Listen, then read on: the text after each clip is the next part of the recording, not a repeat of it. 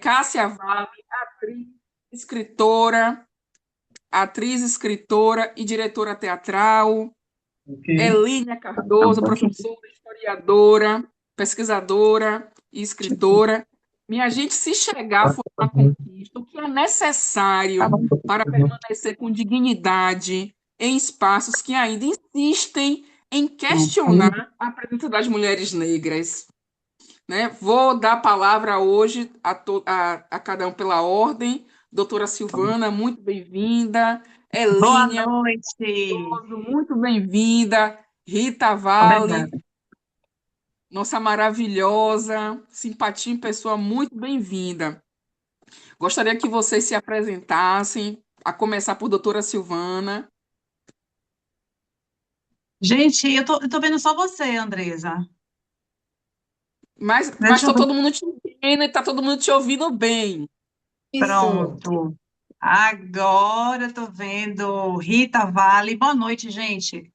Silvana Boa noite. Santana, eu sou médica há 27 anos e atualmente secretária da Sempadi, aqui em Lauro de Freitas. Eu tenho 4 meses como secretária da Sempadi, que é a Secretaria Municipal da Mulher, Políticas Afirmativas, Direitos Humanos e Promoção da Igualdade Racial. Dentro de políticas afirmativas, nós temos PCD, LGBT, tráfico de pessoas e direitos humanos que aborda, né, idoso, a violência contra a criança. Então, é uma secretaria cuja pasta é bem diversa, bem complexa, temas sensíveis. Então, eu estou nessa missão há 4 meses. Um prazer estar hoje aqui com vocês. Muito obrigada, Andresa, pelo convite. Fiquei extremamente lisonjeada e é um prazer muito grande poder compartilhar com vocês aqui um pouquinho dessa experiência nossa, né? Ok, vamos passar agora a palavra para nossa Rita, né, para nossa Cássia Vale, para que ela possa se apresentar, falar um pouco dessa trajetória dela, né, tão desafiador, né, hoje, atualmente, nessa sociedade tão racista que a gente vive, ser uma mulher preta nesse meio artístico. Me fala um pouco de você, se apresenta, né, por favor.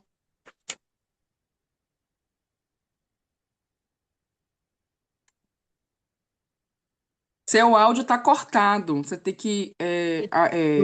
Isso, Boa noite. perfeito, Quero, perfeito. quero parabenizar pelo evento, agradecer o convite super especial, dizer que é uma honra estar entre essa constelação de mulheres poderosas, entre as estrelas, porque é o que nós somos, né? Cada uma dentro da sua camada aí de trabalho.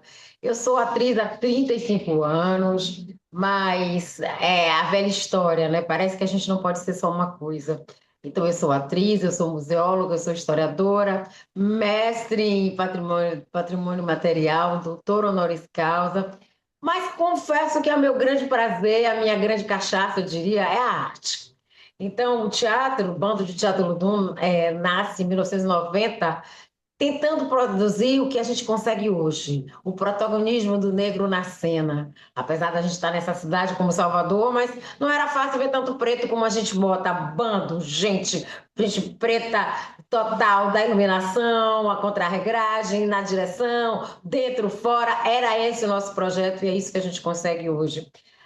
Aí eu não vou entrar já na pergunta, porque depois você vai perguntar mais por dizer. Eu acho que agora eu vou apresentar, né? Mas eu gosto de me dizer que eu sou um bicho de teatro. Eu sou um bicho de teatro e que a literatura foi me pegando. Tem 10 anos que eu também estou na literatura infanto-juvenil. Não parei só nela, também tenho alguns ensaios e poesias para o público maior, mas são dois encantamentos na minha vida. Mas como tudo é arte, eu costumo dizer que eu sou uma pessoa embriagada pela arte, levada por esse bichinho que me faz construir histórias, rever outros momentos. Através da arte, eu tenho, além de ter um bando, eu crio um bando, crio um bonde de crianças e adolescentes pretas também, tratando dessas infâncias negras em movimento, porque sim, estamos em movimento, as crianças estão aí para construir, e que bom que a nossa geração estar aqui para dar, segurar a mão depois dos percalços que nós passamos, mas é muito bom ter certeza que no futuro elas não vão precisar mais de tudo que a gente passou. Acho que é isso que a gente tem que se preocupar com esse presente e o amanhã dessas nossas crianças. E minha amiga Helênia Cardoso, seja bem-vinda. Por favor, se apresente, minha irmã. Tá fechado, tem que abrir seu áudio.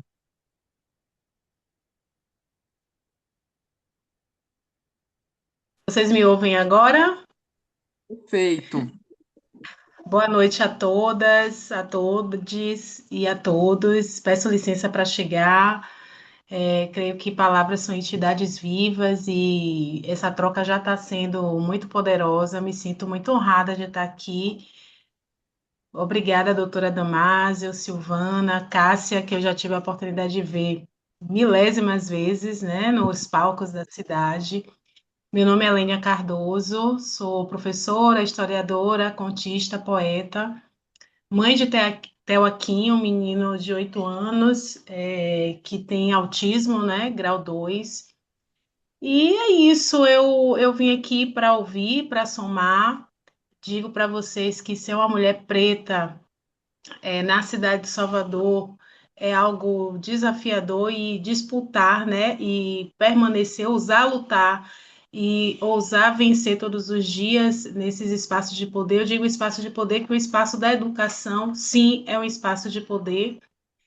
Esse espaço também da literatura, ele também é um espaço de reafirmação, onde a questão da identidade da mulher negra, a maternidade preta, que para nós é um lugar muito caro, né?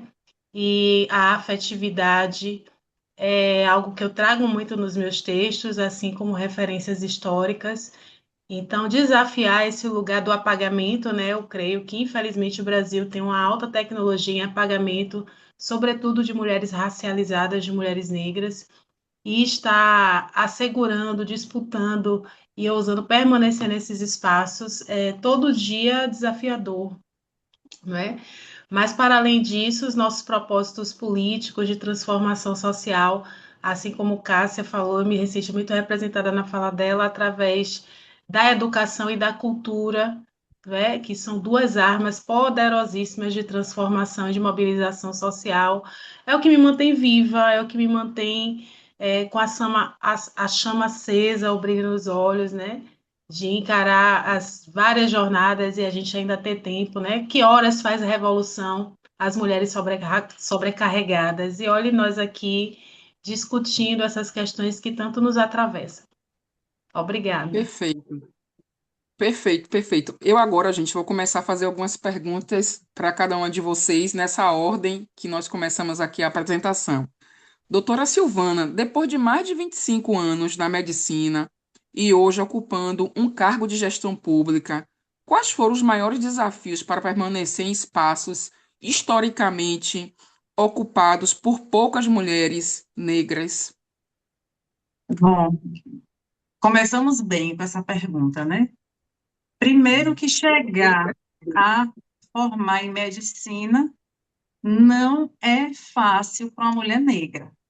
Aí eu sempre digo, minhas queridas aqui nessa live, e é fácil estar falando com vocês, porque são mulheres pretas, tudo que uma falar aqui, a outra vai entender muito bem, porque vivemos na pele, né?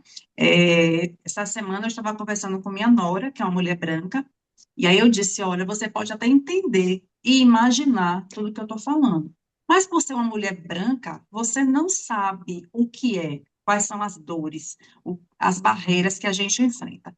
Então, primeiro que lá atrás, desde a época da escola, eu frequentei escola particular, então já havia uma barreira, porque na sala de aula só tínhamos eu e uma outra menina negra, certo? Eu descobri o racismo muito cedo, gente. Eu tinha cerca de 11 anos, eu tenho 51 anos de idade, 27 anos de formada em medicina e 25 atuando em Lauro de Freitas.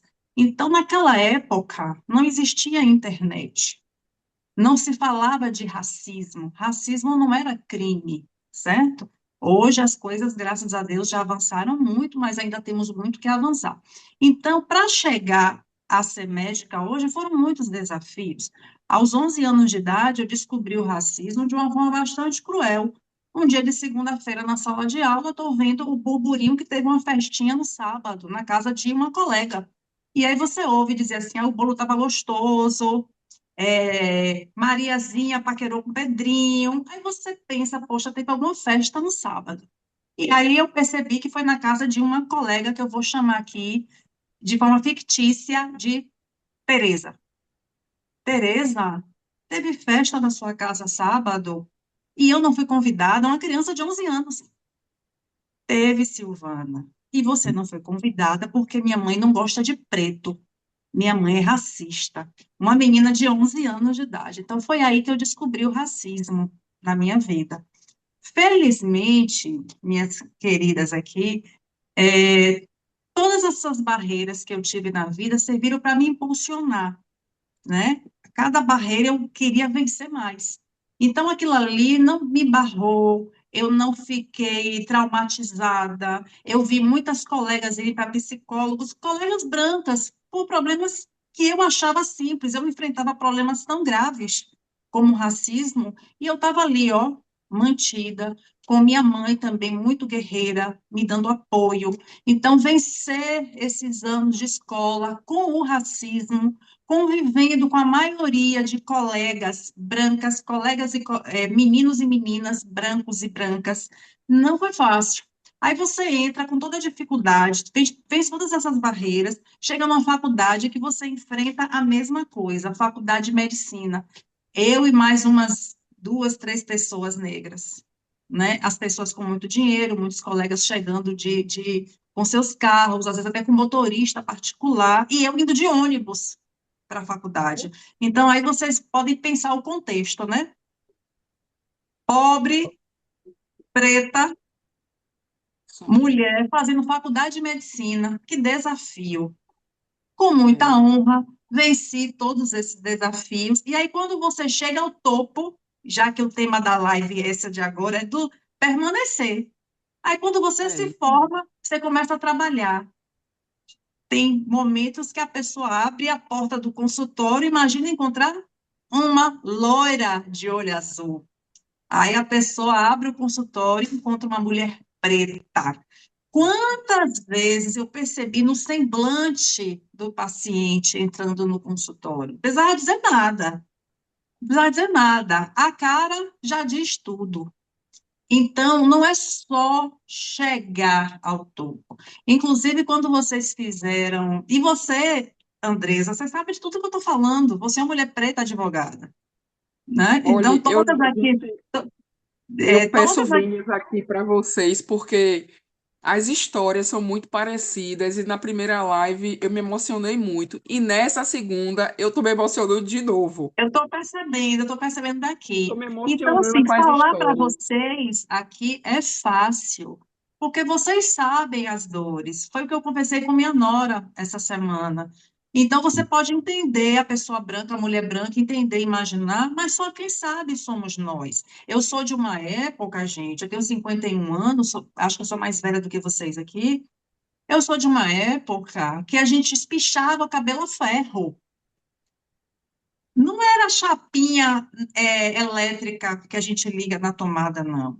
Eu sou de uma época, eu morava na Federação, que eu pegava um ônibus para ir para Nazaré, final de linha, porque a moça que alisava o meu cabelo morava no Barbalho. Então, eu depois tive que pegar outro ônibus, eram dois ônibus, todo sábado, para espichar o cabelo a ferro quente. Para quem não sabe, esse ferro era na chama do fogão, no fogo. Você sabe disso, Andressa? Você já ouviu falar É porque eu disso? já espichei. Teve uma época que eu já espichei o cabelo, porque naquela época eu ainda não tinha, digamos, eu me formei há 17 anos que eu sou advogada. Então pensem, há 17 anos também, as histórias são muito parecidas, gente, Muito porque parecida. há 17 anos também eu era, de 50 alunos, eu era dos três negros que também estavam lá estudando direito. E eu tive que me adequar para ser aceita naquele momento, porque a gente, Pronto. infelizmente, a gente tem um judiciário extremamente racista, né? A estrutura totalmente racista, gente, entendeu? Então eu me adequei, né? E comecei a alisar o cabelo, né? E Mas aqui eu não quero a antes do história que ferro ele fez, Antes do né? ferro Aqui. quente, minha mãe usou no meu cabelo um produto que na época usava, que acho que deve, nem sei se vende, produtos à base de amônia. Um fedor horrível. Aquilo, quando cai no couro cabeludo, arde, aquilo queima, aquilo fere o couro cabeludo. Então, eu lembro, na fase de pré-adolescente, nessa fase de 11, 12 anos, adolescência, usando esses produtos químicos para alisar o cabelo à base de amônia, que queima, que você está usando ali, alguém está aplicando no seu cabelo, e quando cai, você sai gritando para lavar, porque fere, queima o couro cabeludo.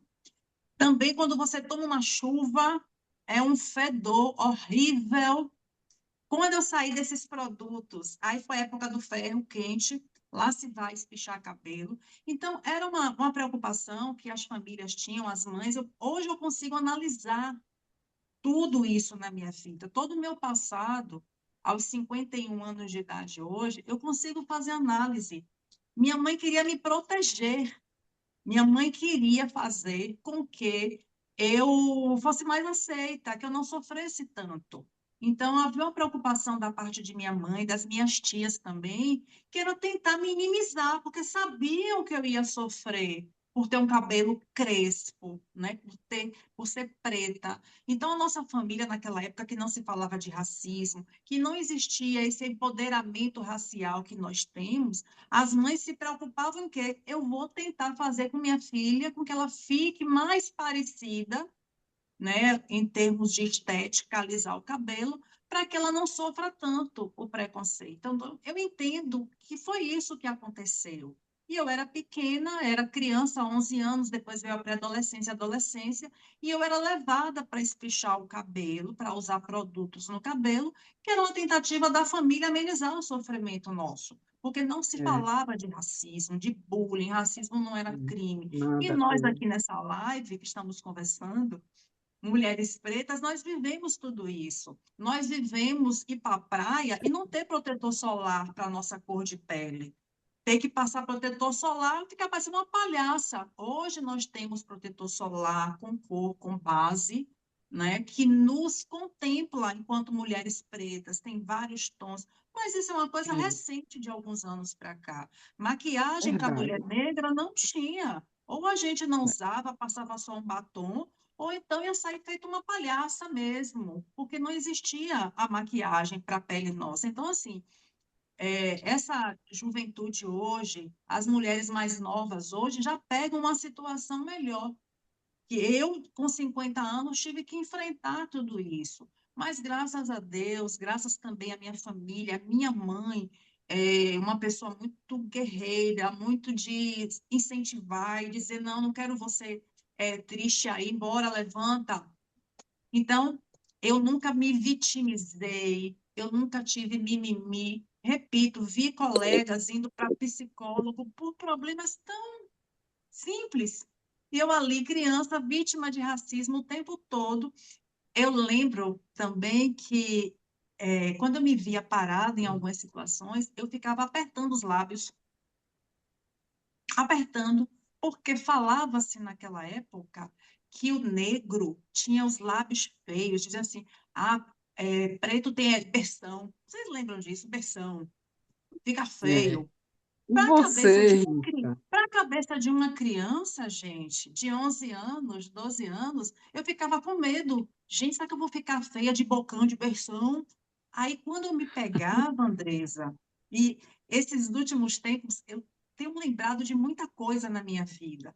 Enquanto agora, há 4 meses, secretária da Sempadi, vivendo, discutindo, você começa a lembrar de muita coisa que você antes não lembrava na vida de consultório, atendendo paciente, você não para lembrar muita coisa. Então, nos últimos tempos, eu tenho relembrado muitos episódios da minha vida. E aí eu lembrei recentemente, conversando aqui em casa, que às vezes eu me via parada apertando os lábios, com medo dos lábios ficarem feios. Quer ver outra coisa que eu lembrei agora, essa semana, pensando nessa live, que de vez em quando eu me via segurando aqui, ó, o nariz, porque dizia que preto tinha nariz feio, nariz largo. Para uma criança, gente, hoje eu sou uma mulher. Minha filha tem 11 anos, ela tem um empoderamento racial maravilhoso. Ela gosta do cabelo dela, da Mas pele, ela isso se é identifica letramento, como né, preta. Silvana? Mas isso, doutora, Menina, e ela nunca é fez nenhum letramento letramento racial, não. racial. É pelas É conversas que ela. letramento. Você está É por entendendo? isso que é importante. Ela tem a pele mais clara do que a minha, Joana. Se você olhar no Instagram, você conhece minha filha. Ela tem a pele mais clara, ela é Isso. parda. Mas ela se identifica como preta e ela fala para todo mundo com muita firmeza que ela é mais preta do que eu e conta algumas situações de racismo que ela já viveu na escola.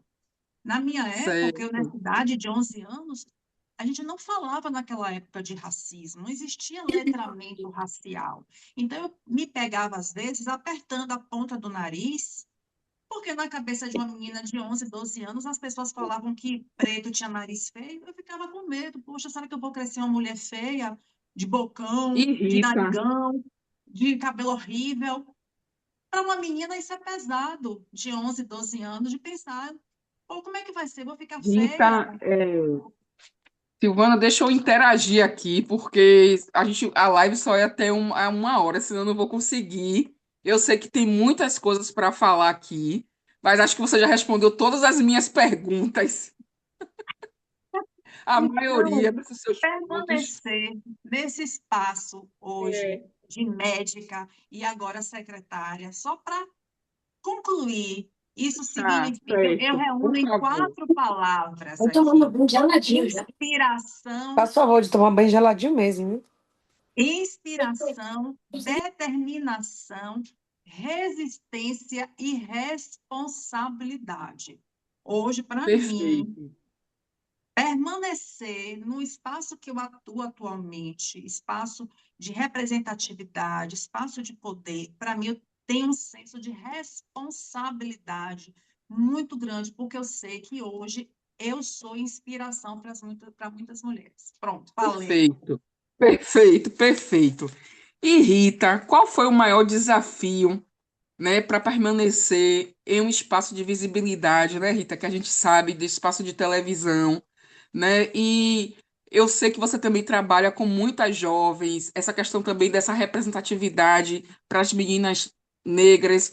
Como é que você, assim, sendo artista que sempre está no palco, como é que a cultura pode transformar, né, essa luta por essa justiça racial que a gente sempre está lutando, que a gente sempre está tentando derrubar, né? Como é que a gente me fala um pouco dessa sua trajetória aí, dessa justiça?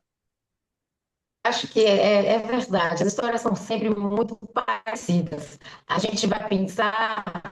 A minha formação foi serviço social, na época que só a católica tinha. Então, claro, quem é que estava lá fazendo esse curso? Que me encantou realmente. Por um tempo lá, a arte me pegou e fui pensar em investir nesse processo artístico que eu acredito, que é a arte, a educação e uma história. Tipo, foi um fetiche, uma coisa, uma história, então deu para juntar.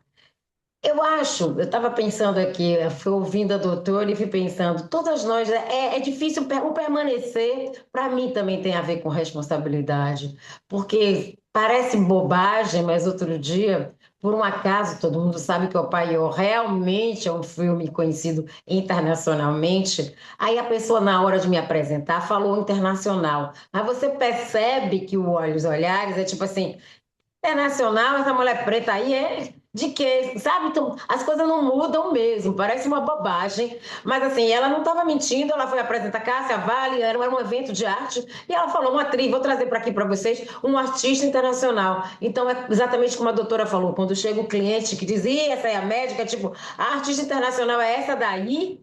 Não diz na cara, mas a gente sente no olhar, né? Muito embora eu também agradeço demais ao calor dessa terra, ao amor que as pessoas têm com o filme Apaió, que fez a gente ir pro Bunz e virar internacional e até hoje passar no Brasil, no mundo inteiro e a gente receber royalties e saber que a gente mostra essa cara da Bahia. Mas eu acho que a palavra para permanecer tem que ter responsabilidade. É por isso que eu digo, a literatura, quando chega na minha vida, que para mim é também um viés de cura, é um viés de autodeterminação, da gente se independer e dizer sou, porque através das nossas escritas a palavra realmente tem cura, e é uma grande, para mim um grande orixá, cheio de poder. A gente vai lidar com as palavras e percebe que, puxa, eu posso escrever. E a minha escrita vai chegar maior. Se o teatro e a televisão faz o cinema, mas a escrita tem um outro lugar. A escrita de verdade entra na educação. Ela vai, eu sou muito convidada para ir para as escolas. E aí eu acho que o permanecer tem muito a ver com a responsabilidade. É difícil, as coisas são, parece bobagem, mas eu entrei também na área da direção. E a direção na cidade da Bahia com mulheres pretas, a gente conta de dedo. A direção teatral ainda é um lugar muito macho. Ainda é muito se pensa na diretora. O diretor, poucas vezes você fala na diretora. E diretora preta, então, socorro. Agora, como eu acho, sabe que a gente é muito ousada, porque eu sou diretora preta, premiada, num prêmio que a academia normalmente não dá para preto, mas as coisas vêm. O meu primeiro livro que eu lanço, que é Caluma, Menina Cheia de História, é premiado nacionalmente, já tem aí não sei quantas edições, já está sendo traduzido. Eu acho que é responsabilidade, ousadia, precisamos ser ousados. Sem a ousadia a gente não consegue. Se para permanecer, porque a velha história, como dizia toda a avó da gente, né? Chegar lá é fácil, agora ficar lá em cima, e realmente o ficar em cima, tendo com o olho para baixo, vendo que a responsabilidade que tem, saber o quanto que as pessoas hoje têm a gente como referência, quantas crianças, eu sou do tempo também, eu sou mais velha, viu, doutora? Eu sou do tempo também que até autor a gente não sabia que podia ir na escola, e quando vem a autora preta, é engraçado que no universo da educação é diferente. As crianças ficam encantadas de imaginar que aquela autora que fez aquele livro está ali com elas e é de carne e osso. É por isso que eu acho que eu sou tão encantada com o mundo infantil. Porque no mundo infantil, de verdade, pelo menos hoje, porque nossas crianças são educadas completamente diferentes, que claro que eu fui de uma escola super racista, eu fui da escola dos maristas, eu era um pontinho preto no pátio, lindamente. Mas tudo isso fazia também eu ter força. E eu resolvi fazer uma profissão que, a princípio, podia parecer assim, maluca, ou tinha taxada de várias coisas, e eu consigo dizer que foi o teatro. Apesar de eu ter doutorado, mestrado, é o teatro que me abriu todas as portas. A arte que parece mais banal é a que me vida no mundo, é que me dá a responsabilidade de dizer hoje, apesar de eu ter um outro emprego, gestão pública, necessariamente a maioria da minha sustentabilidade vem através da arte. É a literatura, o cinema, é o teatro, uma palestra, várias coisas que a pessoa podia fazer nada, mas se a gente não tem ousadia, acredita que essa profissão que quero mostrar que mulher preta pode estar na sua cidade, e existiram várias possibilidades de ter ido para o Rio de Janeiro, mas a minha ideia nunca foi. O Rio é para passear, quem sabe eu quiser experimentar a coisa não conscientes da importância de estar aqui, de ser referência, de ter um grupo de teatro jovens e crianças pretas que tem o maior orgulho de dizer que essa mulher é a diretora deles e dizer a todo mundo onde eles vão, eu sou aluno de Caça Vale, e tem uma marca, que eu preciso que elas tenham uma marca X para chegar exatamente onde eu cheguei ou muito mais. Mas isso tudo vem com muito respeito às nossas ancestralidades, com muito respeito aos passos que vêm de longe, também com muita convicção de quem eu sou, o que é que eu quero e para onde eu ainda quero ir, porque eu cada vez mais invento outras coisas por causa da responsabilidade. Acho que assim, hoje eu estava dando uma entrevista e falei, O hoje é importantíssimo, as nossas crianças são o hoje. E a gente tem que implantar bastante nesse hoje, porque esse hoje, quanto mais fortificado ficar, o amanhã será outro. Todas nós temos temos marcas, percalços, não foi fácil. Eu sou da geração de 70, não foi nada fácil. Hoje eu não acho que seja fácil, eu acho que a gente conseguiu educar os nossos jovens de uma outra forma. Mas ainda mas o racismo existe, a todo instante ele está aí. Ele é camaleônico, quando ele não está com a cara, ele está com outra. Então, claro que a gente tem jovens e adolescentes com uma outra perspectiva, mas a gente tem a responsabilidade de continuar afirmando a eles que eles podem e vão poder mais. A gente está aqui querendo mesmo influenciar, trabalhar com ações. Eu tenho certeza que cada um de nós aqui tem ações nos seus trabalhos para garantir isso. Para mim é pacto. A juventude precisa ser diferente. A gente quer esse futuro. A gente não vai ficar aqui. A gente quer passar bastão por felicidade. Mas assim, sabe com aquela garantia de que assim, eu não vou estar mais por aqui, mas a galera tá preparada. Então eu acho que ficar no topo é entender que assim, esse lugar é importante, nos faz a gente ser um espelho, que a gente quer que a galera se orgulhe do reflexo que vem de lá e nos dá um alto grau de responsabilidade. Verdade. Isso mesmo, Rita. Perfeito, perfeito. E Elênia, você, Elênia, como pesquisadora, escritora, de que forma a memória e a produção do conhecimento contribuem para fortalecer a permanência das mulheres negras nos espaços de poder? E por que contar essas histórias de mulheres negras continua sendo um ato político, né? E que transformações você acredita que seriam urgentes, né, para que as próximas gerações encontrem instituições acolhedoras e menos excludentes? Porque eu sei que você é pesquisadora, você atualmente lançou um livro, né? Se você tiver ele aqui, você pode apresentá-lo também aqui na nossa live. Fala um pouco da sua obra. Fica à vontade, minha irmã. Abra seu, abra seu áudio.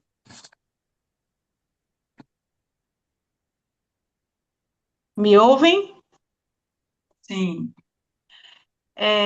Esse é um desafio de todos os dias. Eu estava lendo o livro de Bárbara Carini, Raça Social, e ela traz uma citação de Fanon, onde ela diz, né, que cada geração deve descobrir a sua missão ou cumpri-la ou decliná-la, né? E eu estava ouvindo as nossas convidadas falando, eu também sou essa menina que era o ponto preto na escola particular, eu vim do Colégio 2 de Julho, ali nos anos 80. Eu estudei no 2 de E julho também, Elínia. que maravilha! Eu estudei lá, nos anos 80, e eu me lembro, eu vou usar e vou citar um dos meus textos aqui desse livro Ventre Foi Casa. O último texto se chama A Noite da Beleza Negra, né? Minha família é do subúrbio ferroviário de Salvador, especificamente ali de Piripiri. Meu avô foi ferroviário durante muitos anos, e meu pai industriário ali do polo petroquímico de Camaçari. Então, meu Meu pai pai fazia. também. Ai, gente, de repente eram até colegas, né? Hoje meu Por pai isso é tivemos acesso à aposentado. escola particular. Por isso. Meu pai fazia um esforço muito grande. Ele dizia que era um esforço em manter tanto eu quanto meu irmão naquela escola, que era o 2 de julho, em que a gente percebia que nós éramos a minoria ali, né? Mas, por exemplo, tinha uma mulher que ia buscar o filho dela, que também era um menino preto. Em plenos anos 80, ela usava estampas africanas e turbantes, e mesmo sem eu saber o que era aquilo, porque meu pai ele é evangélico, então essa questão racial nunca foi trabalhada dentro de casa, e assim como, como a doutora citou, eu também me descobri negra na escola, né?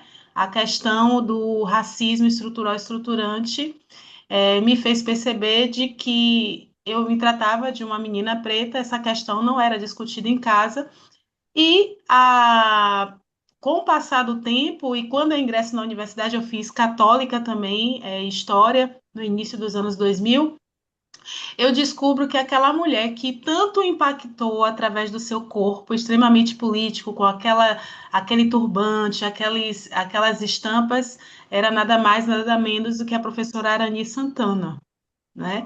mãe de Xiganá Santana, membro fundadora do Bloco Ileaê, e eu estava numa escola que fazia referência a uma data muito importante cívica do Brasil, que é o 2 de julho, mas que não fazia nenhuma referência a Maria Filipa. Isso também eu vou descobrir na universidade. Então, para você ter uma ideia, eu tenho esse texto chamado Noite da Beleza Negra, onde eu faço a citação dessa menina preta numa escola particular que não se via, né, vai se ver nesse espelho quebrado do colonialismo, mas que teve contato com essa mulher negra imponente e que aquele corpo, mesmo se ela saber o que era aquilo, ela foi impactada e que quando ela ingressa na universidade vai ter contato com o movimento estudantil, movimento social, né, movimentos antirracistas, movimentos negros de Salvador já dentro da universidade, onde ela é levada a um dia participar como plateia da Noite da Beleza Negra, ela consegue fazer essa conexão e resgate dessa garota que cresceu não se vendo na televisão, nos programas infantis, não é? Nos livros que a gente não se via, não é? Então, para mim, essa questão da educação aliada à cultura, ela é potencializadora no sentido de a gente reverter e subverter esse epistemicídio de contribuição da matriz civilizatória, tanto de pessoas negras quanto dos indígenas também. Então, eu percebo que esse lugar que eu procuro aproveitar o máximo possível é de trazer essas referências de mulheres negras ainda em vida, eu só acredito nessas flores em vida, e também de mulheres que se passaram, como, por exemplo, Maria Firmina dos Reis, a primeira escritora brasileira, negra, nordestina, que muitas das vezes não se faz referência ainda nas escolas, falar de Carolina de Jesus, falar de Cássia Vale, falar de Conceição Evaristo, falar de tantas e tantas mulheres nas mais diversas áreas, Esperança Garcia, né, para que esse empoderamento que hoje eu vejo que o capitalismo se apossou dessa terminologia empoderamento para vender o batom, a unha, o cabelo, o cílio, mas eu vejo que tem algumas pessoas que não fazem referência a esse empoderamento como instrumento político através do conhecimento para a coletividade.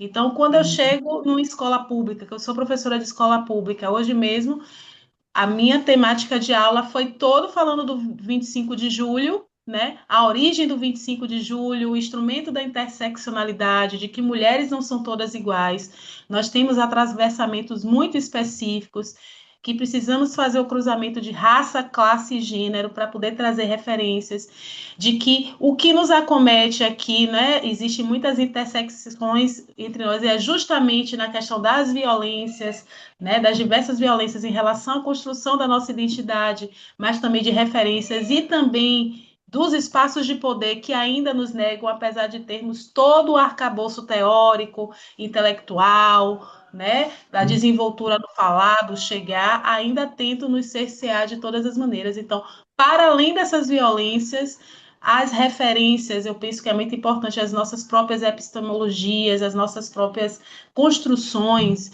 Então, eu percebo que é um trabalho muito significativo, é um trabalho de formiguinha, porque a gente sabe que a educação ela é desafiadora, existem diversos tipos de atravessamentos em relação à captação da atenção desse jovem, realmente é desafiador. Eu sempre estou procurando trazer referências de literatura, de música, de cinema, né? Eu procuro fazer muito isso, eu gosto desse tripé muito de filme, música e literatura. Entender o que esse jovem também está consumindo, eu acho que é importante também a gente saber o que essa galera está ouvindo, está se apropriando para tentar fazer conexões, né? E é essa forma que eu encontrei também, através da literatura, de derramar essas referências. Eu cresci, né, num ambiente que eu não tinha muito acesso de livros infantis com personagens que se parecessem comigo, né?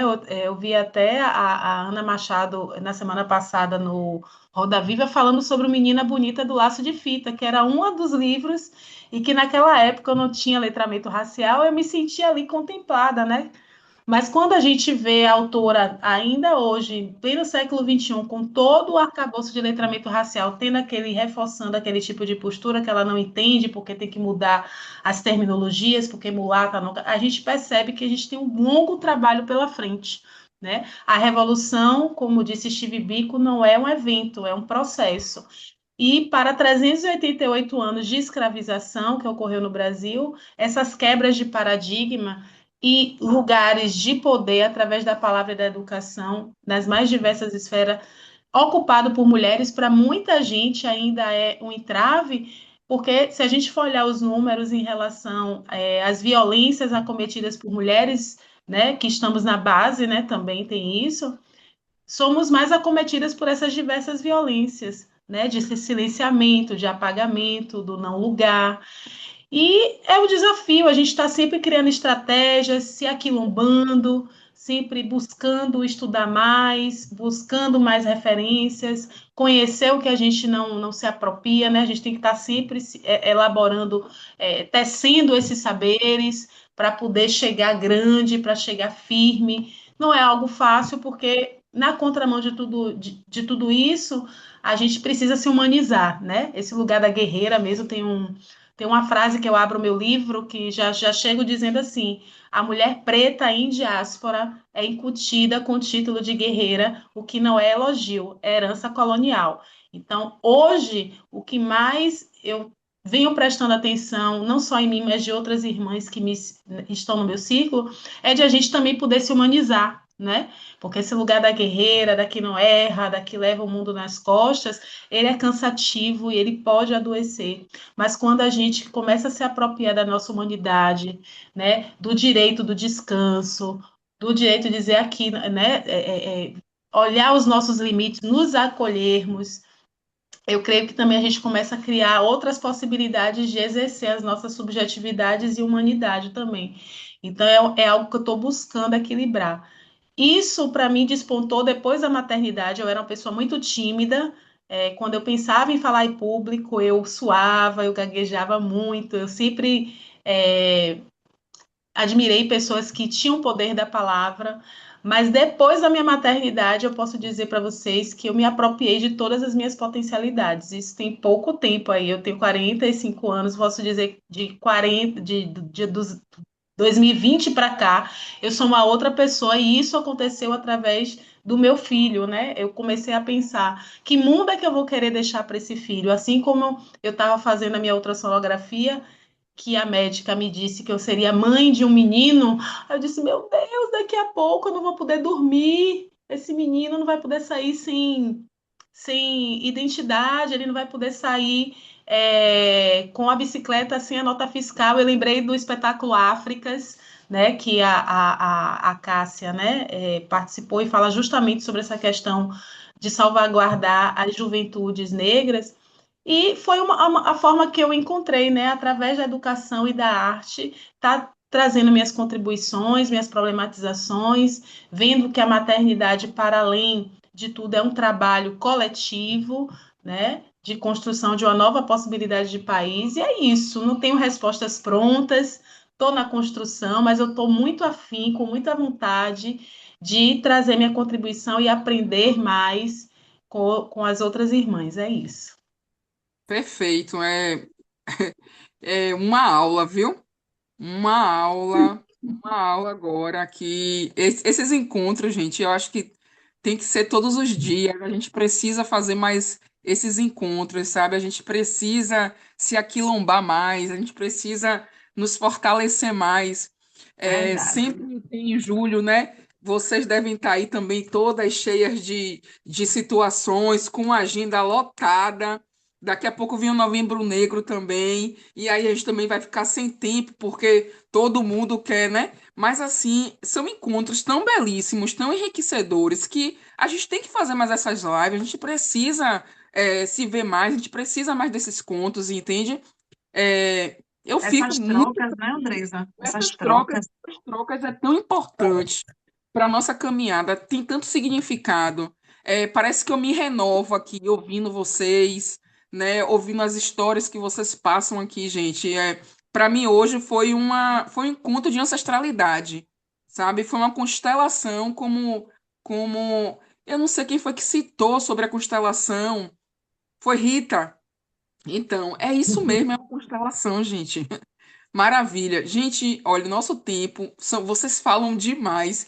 Se eu pudesse, eu ficaria aqui varando a noite com vocês, certo? Eu gostaria agora de ouvir cada uma de vocês agora de maneira reduzida, certo? Para saber um fechamento, né? Umas palavras para vocês, para que essas meninas, né? Essas mulheres que vêm, né? O que é que vocês diriam para essa galera que está vindo agora, que está chegando agora? Quais os conselhos que cada uma, dentro das suas, né, das suas histórias, o que é que vocês aconselhariam?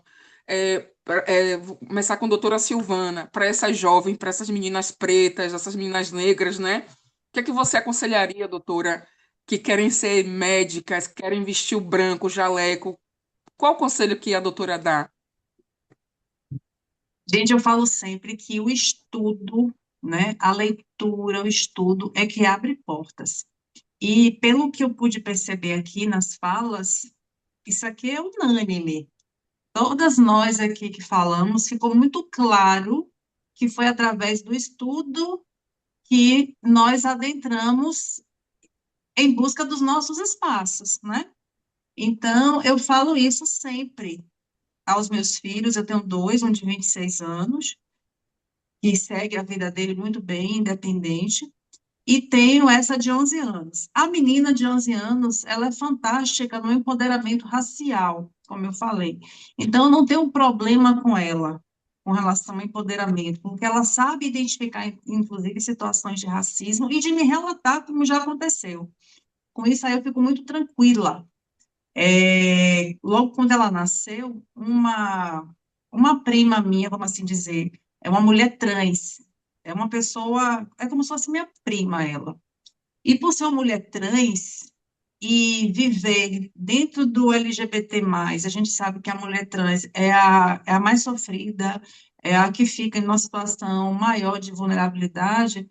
Ela dizia, poxa, Silvana, eu tenho medo dessa, quando ela estava bebezinha, minha filha, Joana, eu tenho medo do que ela pode viver, do preconceito, do quanto a sociedade pode ser cruel com ela. Essa minha prima falava, né? Apesar de não ser mulher trans negra, mulher trans. Mas por ela viver vítima de muito preconceito, vítima da sociedade, ela tinha medo de minha filha viver tudo isso. E graças a Deus, Joana, por ter esse letramento racial, esse empoderamento racial nato, de tantas conversas aqui em casa, acho que já ouvia do meu ventre, esse tipo de problema eu não tenho com ela. Mas eu sempre digo para todas as meninas, e esse é o recado que eu quero dar, é através do estudo. É o estudo que abre as portas, é você se empoderar do que é seu e dizer, eu vou passar, esse espaço aqui me pertence também. Não vai ter ninguém que vai dizer que eu não posso, que eu não vou chegar, por conta da minha cor de pele, por conta do meu tipo de cabelo, por conta da minha boca, por conta do meu nariz, sei lá o que seja.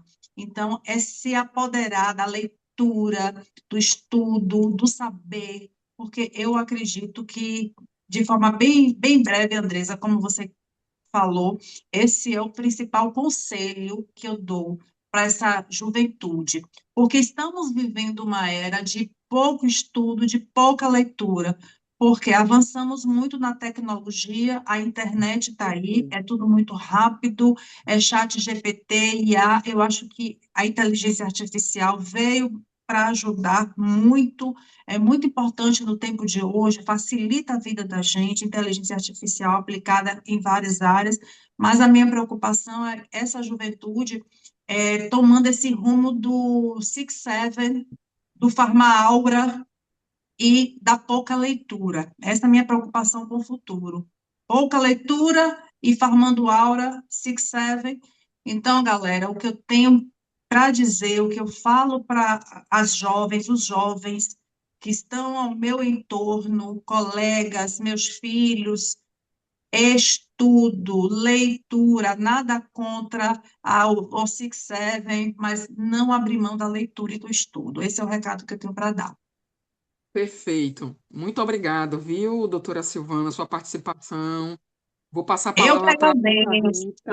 eu que agradeço, é uma satisfação enorme estar com vocês hoje, com mulheres tão potentes, falas tão potentes, uma delícia, meninas. Parabéns a vocês aqui, tá? Vocês deram aula aqui, eu cheguei, me encostei. Uma É, delícia, essas convidadas que maravilhosa, você viu? chamou, Andresa, Maravilhosa. maravilhosas, contribuições gigantes, mulheres potentes, estão de parabéns.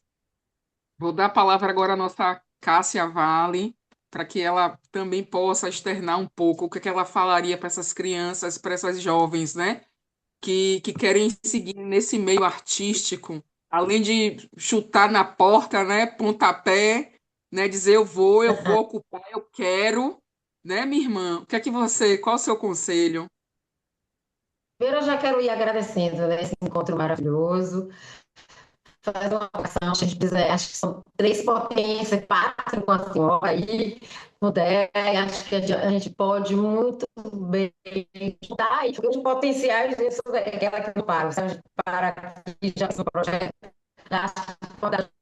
eu tenho um certo casamento aí com Lauro de Freitas, sei que posso contribuir, normalmente eu sou parceria, e tal. Minha mãe tem uma casinha por aí, e acho que Lauro de Freitas é um grande polo e que pode avançar mais. É bom essa troca de mulher, eu sempre confio muito na força da mulher, sabe? Para avançar. Para além do estudo, a gente percebeu que a gente matou todas nós, essas quatro mulheres. Eu diria, pensando agora numa área que eu gosto muito, que é do grande estudo, que é a memória, é que estudar e tomar posse do que é seu. Quando eu digo do que é tomar posse do que é seu, é da sua ancestralidade, respeitar os passos de longe, conheça a sua história, reverencie essas mulheres que fizeram você chegar até aqui. Não deve ter sido fácil, mas eu tenho sempre conhece a si mesmo, a sua história, o seu conhecimento, pertencimento da sua identidade, do seu território, dos seus saberes, porque sim, as nossas mais velhas são média, mesmo, doutora, as grandes sabedoras da cultura popular. Então, é não ter vergonha do quem é você, de quem era você. Estude bastante. Também é um estudo, se pesquisar, pesquisar de onde você veio, quem você veio, reverenciar essas suas mulheres, essa sua história que você traz, porque quando você reverencia, você descobre que você tem que avançar mais, porque teve muita correria para você chegar. Então, aproveita, estuda, e meu pitaco é procura cada vez mais tomar pertencimento do que é seu. Porque quando você sabe que é seu, tudo que você tem, quem que você é, tudo que você representa, você vai atrás das conquistas. Perfeito. Vou passar a palavra agora para a nossa é, Helênia Cardoso. Bom, gente, para mim é um prazer estar aqui. Obrigado pelo convite mais uma vez. Tem um provérbio que eu não me lembro agora, eu gosto sempre de citar as pessoas, né? Se é um provérbio africano ou se é uma citação da Oprah Winfrey, que ela disse assim, que você viva o tempo suficiente para você saber o motivo pelo qual você nasceu. A gente saber o nosso propósito, nossa missão, nosso sonho. Então, tudo que faz seu coração vibrar, os seus olhos acenderem, aonde o seu corpo te indicar que você está bem, que você está de uma forma positiva e emanando, preste atenção, a gente é tão ensinado a olhar para fora, olhar para a internet, olhar para a televisão, olhar para a tela, olhar para a vida do outro. E o que eu percebo é que a gente não é ensinado a olhar para dentro, a perceber o como o nosso corpo, as nossas ações agem mediante ao mundo. Então, antes de desbravar o mundo, também não esqueça de descobrir quem você é, né? O que é que lhe faz feliz, o que é que te faz vibrar, o que é que te faz saltar da cama às 4:30 da manhã, o que é que te faz permanecer depois de 3, 4 jornadas ainda com os olhos acesos e com toda a entrega. Começa a prestar atenção em você, né? E a partir disso, invista, né? Nas suas potencialidades, nas suas competências, né? Desbrave o mundo, vá com sede, vá com fome, né? Eu acho que é isso que eu tô, às vezes, sentindo um pouco falta de pessoas que querem desbravar, que quer, como diz uma música de Adriana Calcanhoto, eu gosto dos que têm fome, dos que morrem de vontade, dos que secam de desejo, dos que ardem mediante aos seus propósitos, aos seus sonhos, é isso. É isso que eu desejo a essas meninas aí, que elas se escolham, Perfeito. se acolham. É sobre isso. Exatamente, perfeito. Eu quero muito hoje agradecer a todas vocês que, de uma maneira, se disponibilizaram para estar aqui hoje, né? Doutora Silvana, Elênia, nossa Cássia Vale, né? Agradeço muito, primeiramente, a nossa ancestralidade, a ter nos permitido, né, esse encontro, né? E essas histórias hoje compartilhadas, né, hoje fortalecem outras mulheres. É importante que a gente sempre fale, que a gente sempre esteja nesses encontros e que as nossas crianças também elas possam nos ver, né, e ver se ela conseguiu, eu também posso conseguir. Né, para que que elas possam nos ver como inspirações, né? E lembre que a gente precisa transformar essas estruturas, né? E dizer a vocês que isso é uma responsabilidade que é coletiva, tá? Eu também tenho uma filha pequena de 3 anos e eu sei o quanto isso é importante, o quanto os nossos filhos se veem, se projetam na gente. Então, se a filha de Silvana hoje tem esse letramento, é porque em casa ela teve letramento racial e ela consegue. Então, eu tenho certeza que ela não se ela vai devolver o constrangimento. Essa criança, caso ela passe por qualquer situação, essa vai devolver, né? Então, meu agradecimento a todas vocês. Muito obrigado, a Anã. Muito obrigado a doutor Estevam, a doutora Eliane Cardoso, a, a Eliane Macedo, né? Minha madrinha, pela realização desse projeto, as nossas convidadas pela generosidade em compartilhar suas experiências, né? E a todas as pessoas que estiveram conosco. Que possamos seguir, né? Abrindo caminho, e se não abrir, a gente vai e derruba mesmo, a gente vai tocar o terror, certo? Porque nós somos potências e precisamos abrir, né? Esses caminhos para outras mulheres chegar. Se chegamos, é porque teve outras pessoas que fizeram a mesma coisa pelo que nós estamos fazendo hoje, né? E que a gente não chegue apenas ao topo, né? Mas que a gente permaneça, que a gente floresça, né? E transforme os espaços é, que a gente que a gente ocupa. Então, muito obrigada a todas vocês e até a próxima oportunidade. Tá bom, meninas? Muito Axé. obrigada. Beijo, obrigada, viu? Boa noite a Obrigada. vocês. Adorei. Foi um Foi um prazer enorme prazer. conversar com vocês. Foi Tchau, lindo, tchau. gente. Tchau. Lindo, foi lindo. Foi Vamos armar lindo. um especial, hein? Amei, amei. Enriquecedor. Foi Falar com lindo, vocês foi gente. A gente tem que enriquecedor. É um projeto que a gente Foi tem que fazer, minha gente, uma mais alegria. vezes, né?